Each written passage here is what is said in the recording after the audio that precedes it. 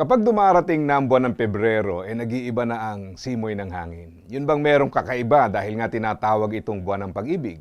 Ito yung buwan na kung saan kapag wala kang relasyon, parang pressured ka magkarelasyon.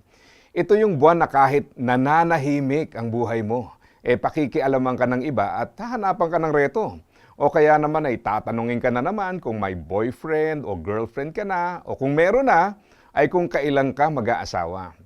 Ito yung buwan na kahit ayaw mong mag-isip tungkol sa relasyon, ay napakahirap na hindi ito isipin dahil kahit saan ka bumaling, puro pag-ibig ang tema. Sa mall, sa mga kainan, sa mga promo at pati sa kalsada, puro related sa pag-ibig ang makikita mong nilalako.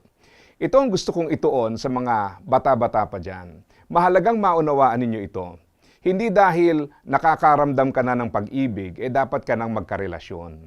Ang pagkakaramdam ng pag-ibig ay hindi senyales na dapat ka nang pumasok sa relasyon. Ito ang ilan sa mga dahilan. Una, yung feelings ng isang tao ay nagde-develop pa lang. Kaya napansin mo na nung mas bata ka pa, walang mali siya kahit may kalarukang tinutukso sa'yo. Sabi ng mga eksperto, magiging fully developed ang utak ng isang tao kapag nasa around 24 years old na siya. At karamihan ng desisyon bago ang edad na yan ay emotionally charged kaya hindi masyado maaasahan. Kumbaga, huwag mong patulan yung damdamin mo dahil ililigaw ka niyan. Pangalawa, bata ka pa.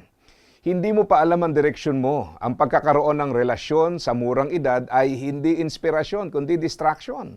Maaapektuhan niya ng iba pang mga mahalagang desisyon mo sa buhay. Yung ups and downs ng relationship ay sisira sa ibang mas mahalagang bagay na dapat pinagtutuunan mo sa season na yan. Kagaya ng pag-aaral at yung pagpili ng career.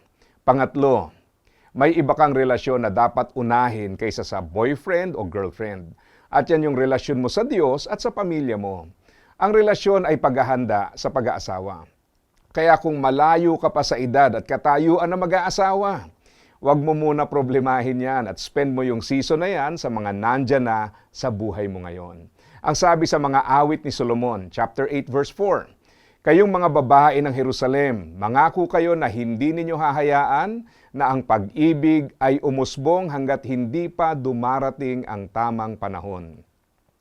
Hindi kakulangan ang kawalan ng relasyon kung wala pa sa tamang panahon. Makikita mo na kapag malago, malalim at mas handa ka na, mas mainam din ang iyong mga pagpapasya. Kung may relasyon na silang lahat ng mga kaibigan mo at ikaw wala pa, wala kang dapat problemahin. Hayaan mo sila dahil wala namang mawawala sa iyo.